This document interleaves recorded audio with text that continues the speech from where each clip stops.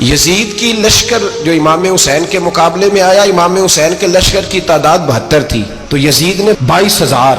مجھے بتائیے 72 کا 22,000 سے کوئی مقابلہ ہوتا ہے؟ عمر بن سعد نے پھر عبید اللہ ابن زیاد کو لکھا کہ 22,000 بندے تھوڑے ہیں، کچھ بندے زیادہ بھیج. تو عمر بن سعد کو عبید اللہ ابن زیاد کہنے لگے کہ تو پاگل تو نہیں ہو گیا، 72 کے لشکر کا 22,000 بھیجا، اور کتنا بھیجو؟ تو اس نے کہا تمہیں یہ نہیں پتا یہ لوگ کون ہیں؟ یہ مولا علی شیر خدا کی اولاد ہے. ان میں ایک ایک شخص ایسا ہے جو 1,000 کے مقابلے میں لڑنا جانتا ہے. تو یہاں کمزوری دکھائی جاتی ہے. ہمارے بچے سمجھنے لگے ہیں کہ یہ شاید کوئی ایسی داستان ہے، اور اس طرح کا ماحول ٹی وی پہ میں دیکھ رہا تھا، اس طرح کا ماحول بنایا جاتا ہے جیسے کوئی خوف ہے. یعنی واقع کربلا کوئی ایسا واقعہ جسے دیکھ کے خوف طاری ہو جائے، بچے راتوں کو ڈرے. وہ اکیلے درخت دکھائے جا رہے ہیں اور تیر دکھائے جا رہے ہیں. او یار کیا قوم کی تربیت کر رہے ہیں؟ واقع کربلا حوصلے کا نام ہے، دلیری کا نام ہے. سنیں بات اصل میں کیا تھی، بڑے ٹھنڈے دماغ سے میری بات کو سمجھیے گا. حضرت مولا علی شیر خدا کے بعد مسلمانوں کے متفقہ امیر بنے تھے حضرت امیر معاویہ. انہیں امیر کس نے بنایا تھا؟ امام حسن نے، حضرت علی کے بڑے صاحبزادے. حضرت امام حسن نے ان سے صلح کی، انہیں خلافت دی. اور صحیح بخاری میں نبی پاک نے فرمایا تھا میرا بیٹا حسن سردار ہے، جب مسلمانوں کی جماعتوں میں لہو بہ جائے گا تو حسن ان کی صلح کرا دے گا. وہ صلح امام حسن نے کرائی. جناب امیر معاویہ امیر بن گئے. حضرت امیر معاویہ رضی اللہ تعالیٰ عنہ بڑا پیار کرتے تھے نبی پاک سے، بڑا احترام کرتے تھے حضور کے خاندان کا. ان کی جو اجتہادی خطائیں ہیں وہ اپنی جگہ پہ موجود ہیں. چونکہ امام حسن نے ان سے صلح کر لی، لہذا ہم بھی ان کے بارے میں کوئی جملہ کہنے کے مجاز، ہماری مجبوری امام حسن ہے. اس لیے کہ جسے امام حسن صحیح کہے پھر امام حسن کے ماننے والے کو اسے غلط نہیں کہنا چاہیے. حضرت امیر معاویہ رضی اللہ تعالیٰ عنہ کا جب وصال ہوا تو حضرت امام حسن پہلے ہی ان سے وصال کر گئے، آپ کو زہر دے دیا گیا، آپ شہید ہو گئے.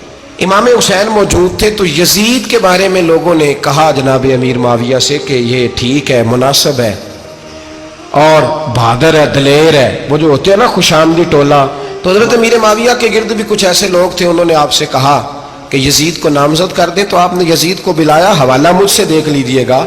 بلا کے فرمایا کہ 3 بندوں کے سامنے اپنی خلافت پیش کرنا، اگر وہ تجھے مان جائیں تو امیر بن جانا، نہ مانے تو چپ کر کے گھر بیٹھ جانا. وہ 3 بندے کون ہیں؟ جناب عبداللہ ابن عباس، حضرت عبداللہ بن زبیر اور امام حسین رضی اللہ تعالیٰ عنہ. یہ وصیت فرمائی جناب امیر معاویہ. ہوا یہ کہ یزید جب امیر بنا نا، 2-3 چیزیں ہوتی ہیں جب کسی بندے کو قابو کرنا ہوتا ہے، 2-3-4-5 چیزیں ایسی ہوتی ہیں جس سے بندہ قابو آتا ہے. تو اس نے بھی فوری طور پہ، یزید نے دیکھا میرے لیے مسئلہ کیا بن سکتا ہے. ولید بن عتبہ اس وقت مدینے کا گورنر تھا. یزید نے اس کو خط لکھا کہ امیر عرب کا رواج آج بھی ہے کہ جب تک نئے خلیفہ کی بیعت نہیں ہو جاتی پرانے کے انتقال کی خبر ہی نہیں دیتے، اس کو رکھے رکھتے ہیں. یہ ان کا طریقہ ہے. وہ کہتے ہیں کہ ولی عہد اچھی طرح قبضہ کر لے پھر بتائیں گے.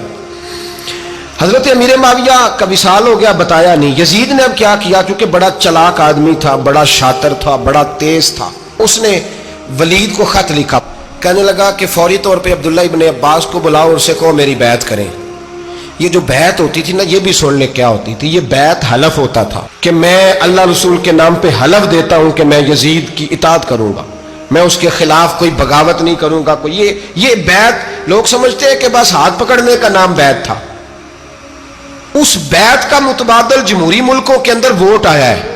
تو کہا بیعت کرے. حضرت عبداللہ ابن عباس کو بھی بلاؤ، عبداللہ بن زبیر کو بھی بلاؤ، امام حسین کو بھی بلاؤ. امام حسین آدھی رات کے وقت بیٹھے تھے مسجد نبوی میں، چونکہ 5 نمازوں کی آپ امامت کرتے. امام حسین نماز پڑھا کے عشاء کی بیٹھے تھے. جناب عبداللہ بن زبیر، عبداللہ بن زبیر کون تھے؟ یہ نبی پاک صلی اللہ علیہ وسلم کی پھوپھی پوتے تھے اور جناب صدیق اکبر کے نواسے تھے.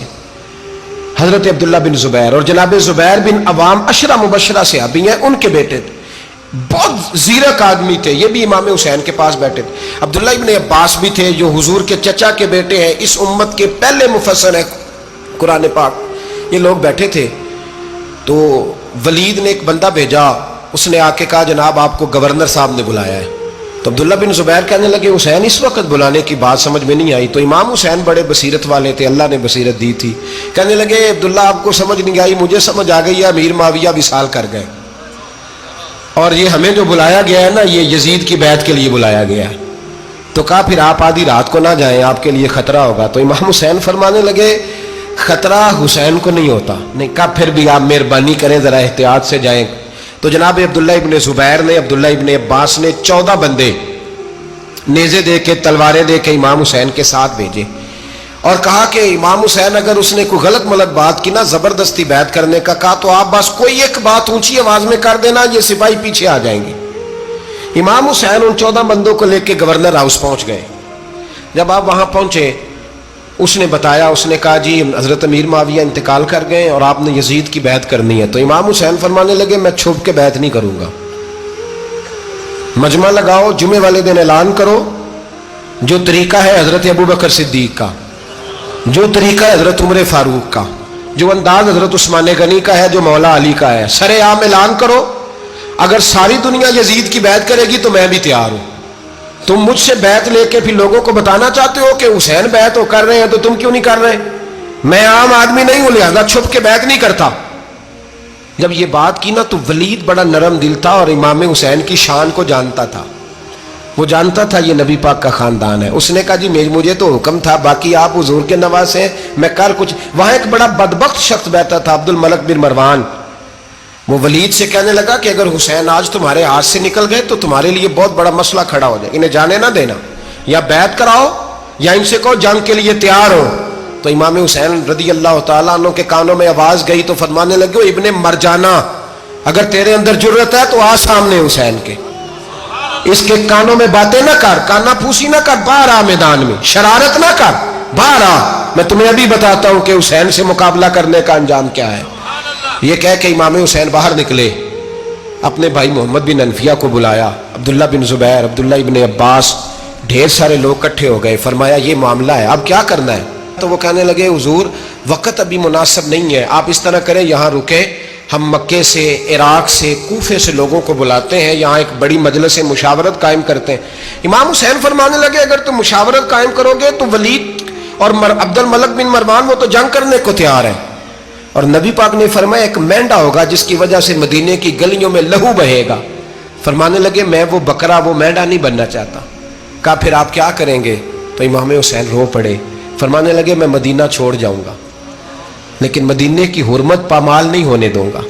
امام علی مقام آدھی رات کے وقت نکلے، سیدہ فاطمہ کا دروازہ ایک اس دن تھا جس دن حضرت مولا علی کوفے چلے گئے تھے، اور دوبارہ آج تالا لگا جب امام حسین نکلے۔